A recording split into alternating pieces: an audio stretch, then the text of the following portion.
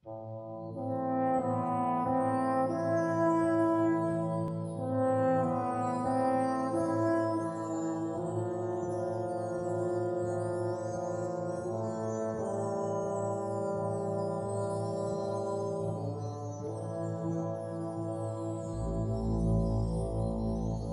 като планетата Венера и Меркурий са вътрешни за нас, те се намират между орбитите на Земята и Слънцето, се случва така, че периодично, през немалък интервал от време, Меркурий или Венера за нас като наблюдатели от Земята, те пресичат диска на Слънцето.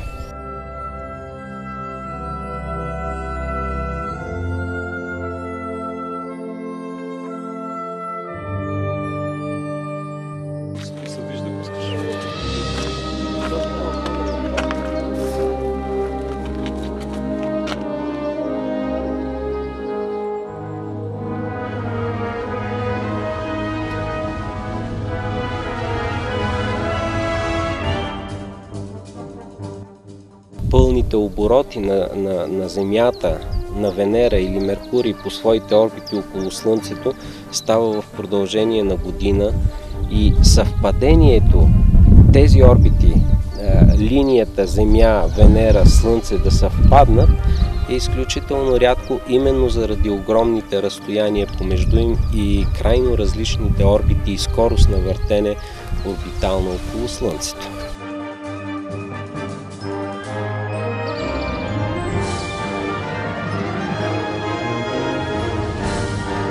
Преди няколко века хората все още имали много смътни представи за мащабите на Вселената. Пресмятането на разстоянието от Земята до Слънцето, както и между отделните планети, било само първата крачка към осъзнаването на това, колко огромна и многообразна е Вселената, която обитаваме. Това си ни е нашият най-голям телескоп. 2 метра е диаметър на огледалото на този телескоп. По-далечните обекти, които ние наблюдаваме регулярно с този телескоп, са обекти от нашата галактика Млечния път. Отделни звезди, групи звезди, звездни купове, двойки звезди или огромни области от газ и прах, наричат се мъглявини. От тях се образуват в момента нови звезди. Някъде обигра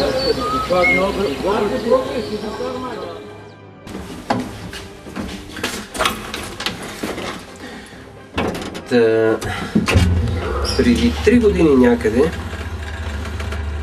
3 наши астрономи, заедно с полски и немски колеги, в 3 обсерватории започнаха една нова програма, нова идея за търсене на екзопланети. И с един от нашите 60 см има 2 открити екзопланети нови, които са доказани.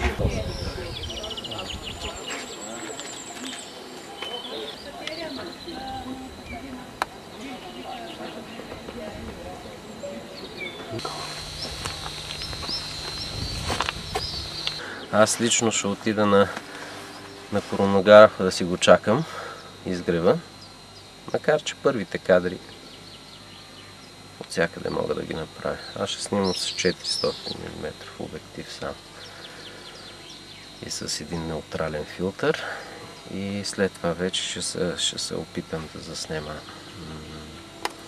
през коронографа, през H-алфа филтъра, края, излизането най-вече на Венера от диска на Слънцето. И ми се ще да имаме късмет все пак с хубавото време да видим.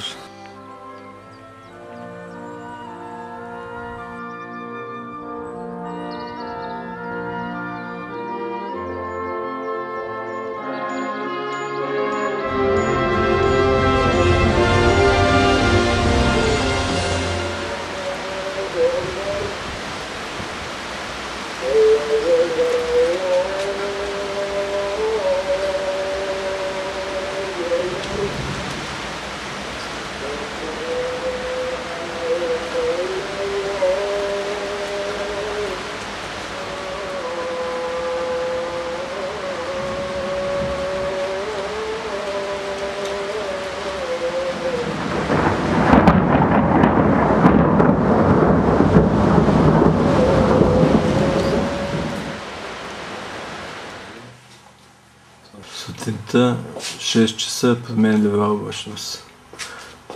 Чак в 9 часа предимно слънчево. Дъждове в полунощ и после в 3 часа пак дъжд.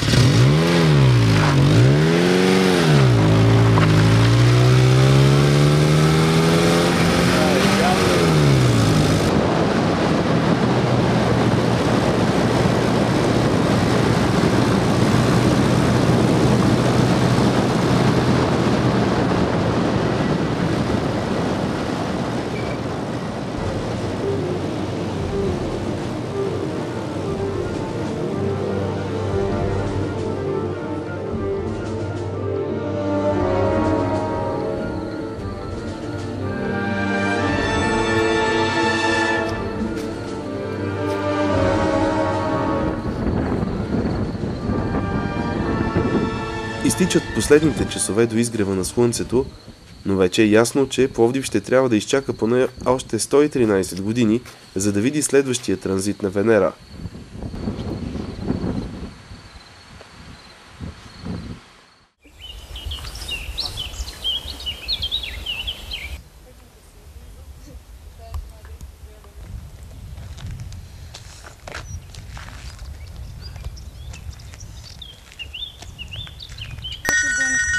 Ало! Да фаща касета, Здрасти, да вижда, че има номер на нея и да пише върху нея. Много да. Тук пресконференция на Гелов. Има се движат натам. Дано. Добре, айде, оставаме. После пак. Във Варна снимат касета.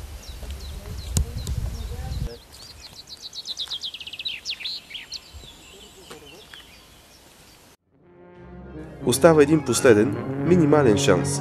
Възможно най-бързо да се поеме в посока запад по автомагистрала Тракия, с надеждата все някъде облаците да се разкъсат, макар и само за няколко минути.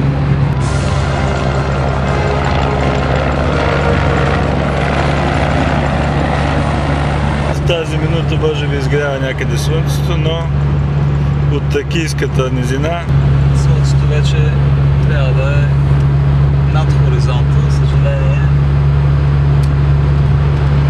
Хоризонта е запълнен в гъсти мъгли и облаци най-вече. Не спря да вали. Отиваме на запад. Но и там положението не е по-розово, отколкото в Пловдив. Може би до 8 часа има още 2 часа. С тази граната да трошат метро. Ало, Боби, здрасти! Да. О, знаеш това хубава мъгла. Да. Не ми харесва точно. Да. Същение от хората. Разполагат с най-добрата фаза.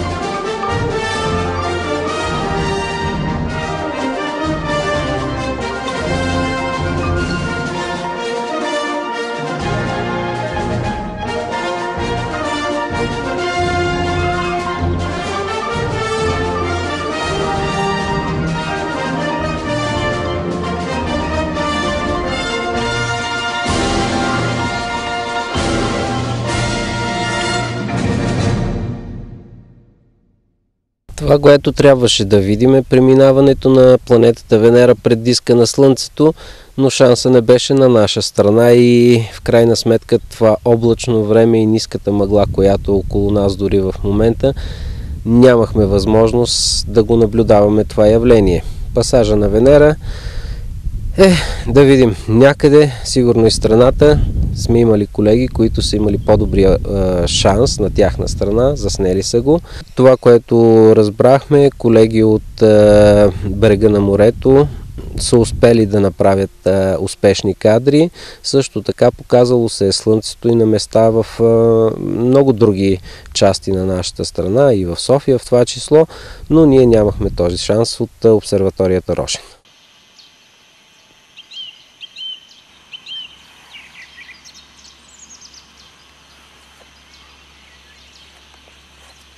Контакта ли мина Венера?